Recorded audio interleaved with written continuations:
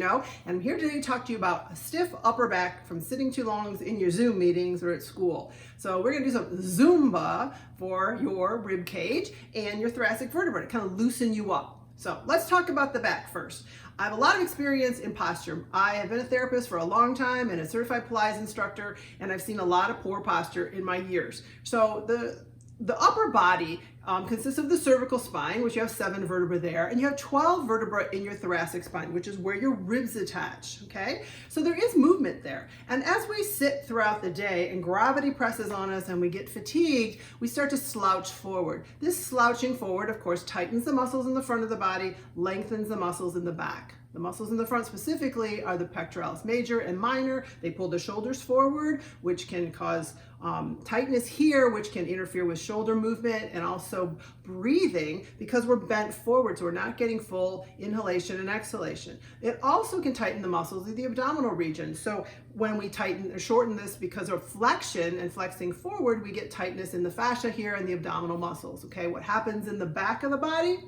Opposite. The muscles get longer and they get weak. So that way they're not allowed or able to even hold our structure upright against gravity because they're too lengthened and they're weak. So what we want to do during the day is take posture breaks and maybe do some mobility exercises like the one that I'm going to give you, just to loosen those muscles up. We can increase mobility of the thoracic vertebra so we don't have compression all day. We can decrease the stiffness because whenever we move a joint, we lubricate a joint. And then also, we can activate the posture muscles by doing this movement, activate the abdominal muscles, we increase circulation to the muscles and the joints, and we lubricate the joints, which I already mentioned. So let me show you this exercise. Not hard to do, but I'm going to break it down into pieces because you may not be as mobile as you think you are through this region. So let's start with the first one.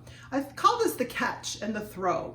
So I want you to think of a ball coming towards you and a ball going away from you. Okay, so if there was a tennis ball on a string here and you were going to hit it like you were playing tennis, okay? So the first one we're gonna do is we're gonna throw. So I want you to think of your sternum and I want you to just throw the ball.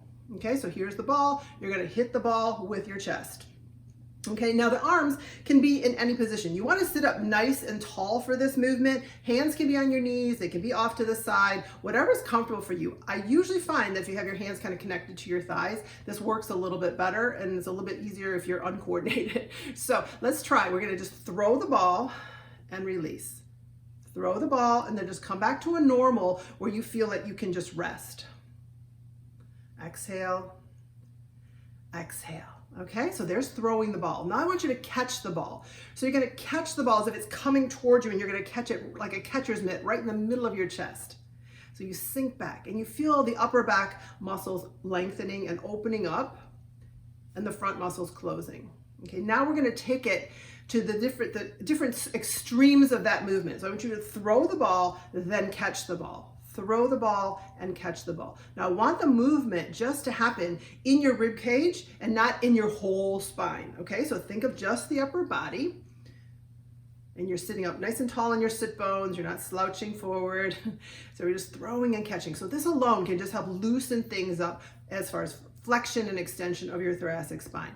Now we're gonna do a glide. So I want you to think of just sliding to the right and then sliding to the left. All right, so think of the rib cage just gliding right, then gliding left. Okay.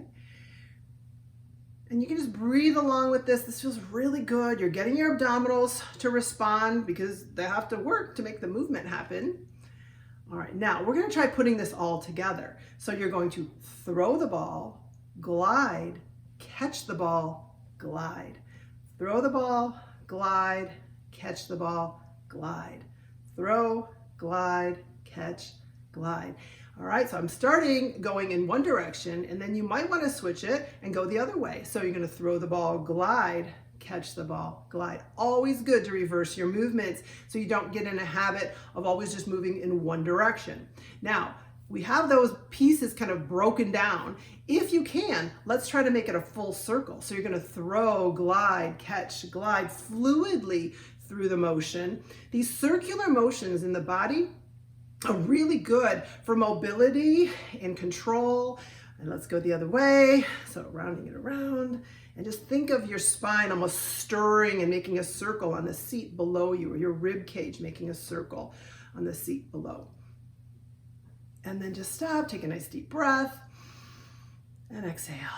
So what I'd like you to do is maybe take 3 or 4 breaks throughout the day after you've been at a meeting, or maybe make it a habit of after every meeting you have, or after every 2 hours of meetings, you stop and go through this movement just to keep the upper back. You have to sit up straight to do this. It's really hard to do this in a slouched position, so it's kind of forcing you to reactivate those posture muscles.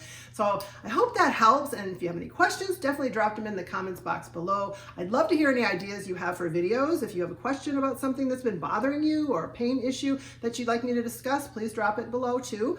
I'd love for you to subscribe, because I'd love to have more people here just listening to what I have to say about the body and how to help with postural pain. So thanks for joining me today.